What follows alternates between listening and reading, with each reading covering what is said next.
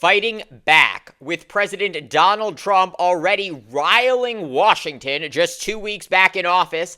Democrats have selected their new leader. But can the virtually unknown Ken Martin help turn the party's fortunes around, and fast? Welcome to the No Spin Zone. Graphs Grievances starts right now.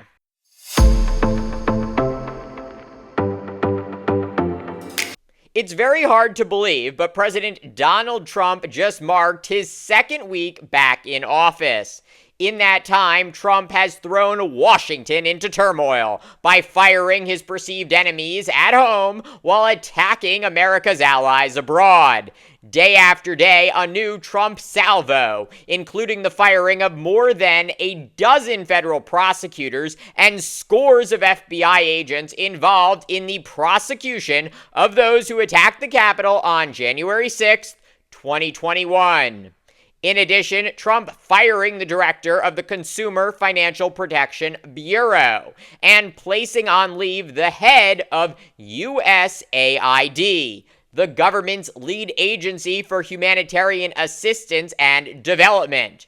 Trump also following through on his campaign promise, eliminating all diversity, equity, and inclusion offices across the federal government, and threatening to terminate the thousands of employees who work at the Environmental Protection Agency. All of this is to say nothing of Trump's order imposing new tariffs on Canada, Mexico, and China, America's three largest trading partners, before granting the first two of those 30-day reprieves. But while Trump has been rapidly overturning the existing political, economic, and international order, albeit in illegal and blatantly unconstitutional ways, Democrats appear to have been caught flat-footed.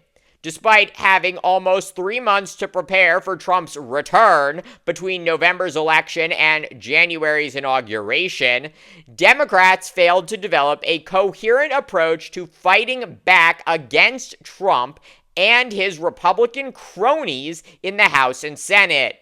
It's not like anything Trump has done so far was unexpected. He campaigned on this brazenness all of last year. But over this weekend, in some news you understandably may have missed due to Trump's overwhelming blunt force, Democrats made their first big move in regrouping since Trump's re-election.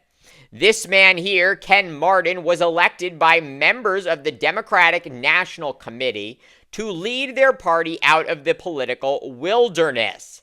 Martin, the 51-year-old former Democratic Party leader of Minnesota, becoming the first white man to lead the DNC in 13 years, and promising to refocus the Democratic message on working-class voters who have increasingly voted Republican in the age of Donald Trump. But unfortunately for Democrats, they have a far bigger problem than just losing the support of blue-collar workers. In November, Democrats lost ground with nearly every demographic group, including minorities, women, low-income voters, and those without college degrees. According to a Quinnipiac University poll released last week, just 31% of voters view the Democratic Party favorably, while 57% have an unfavorable opinion. In addition, many Americans say they do not believe the Democratic Party is focused on the economic issues that matter most to them, and is instead placing too much emphasis on social issues that they consider less important. According to another new poll from the New York Times and Ipsos, asked to identify the Democratic Party's most important priorities, Americans listed abortion, LGBTQ rights, and climate change. Meanwhile, when asked to identify the issues most important to them personally, Americans listed the economy, inflation, healthcare, and immigration. So you see the mismatch here? Americans do not believe that the Democratic Party cares about the issues that they care about.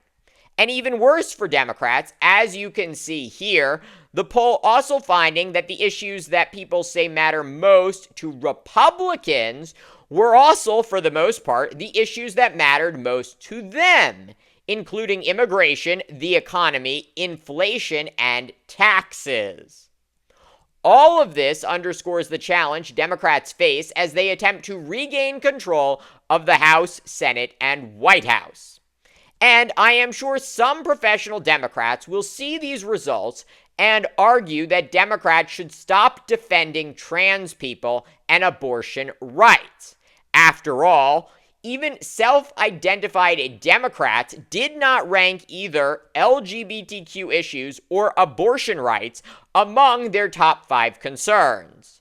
But I would argue that Democrats, in addition to campaigning strongly on economic issues, actually need to go on offense with respect to social issues, aggressively questioning why Republicans are so scared of trans people, reminding Americans that they are just people like everyone else who want to live in peace and have the opportunity to prosper.